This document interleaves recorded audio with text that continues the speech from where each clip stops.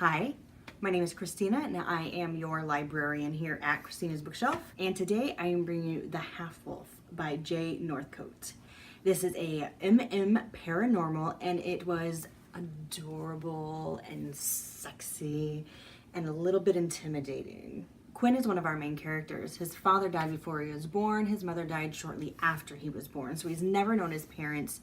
He grew up with his aunt and he's never quite felt like he belongs. He calls this small town home, but to him, even though people are mostly friendly and nice and accept him, he still never felt quite complete there. Then a pack of shifters kind of move into town. And this is one of the brilliant things that I love about this story is that everybody knows that shifters exist. It's not something they have to keep secret or hidden. They are who they are. They kind of live like gypsies, traveling from town to town because granted everybody knows they exist, there's still a lot of people that are anti-shifter and because you're not normal, they don't want you in town. So it's hard for them to find jobs and just all around stability. Kellan, he's with the pack, he's coming to town, he's trying to find a job. He finds his way into Quinn's aunt's little store, and granted they're not hiring, but Quinn's like, nice. But he sends him to a place he knows will hire him and help him out. So when they first meet, it's kind of like lust at first sight. They're both eyeing each other. They know what they want to do to each other. It's just not something that's going to happen instantaneously.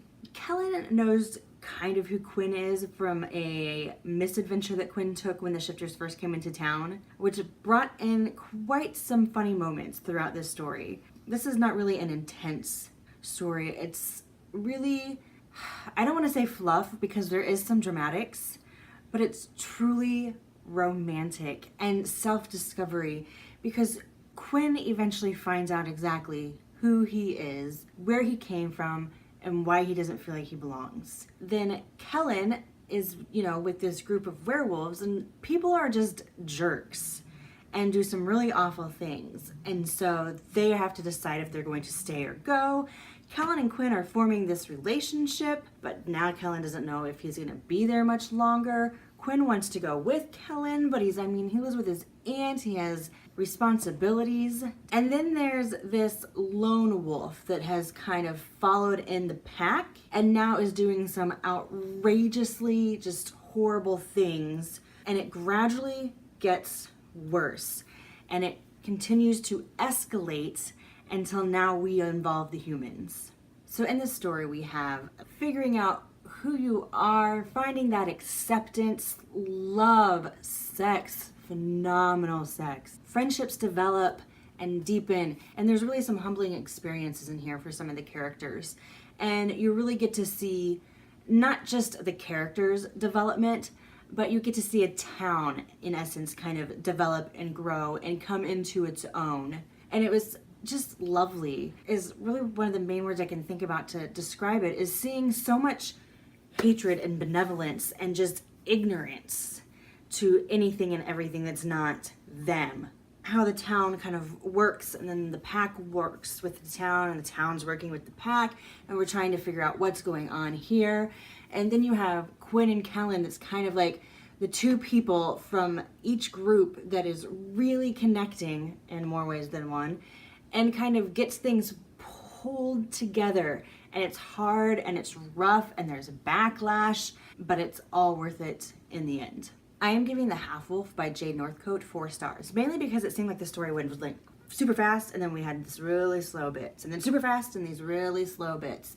I highly recommend this story to anybody that loves shifters. It was a quick read, it was a hot read, it was a lovely read. I enjoyed Quinn and Kellan and their banter and its mates and its insta-love kind of in a way. Definitely insta-lust, and I might have already gone back and reread some parts that I really enjoyed.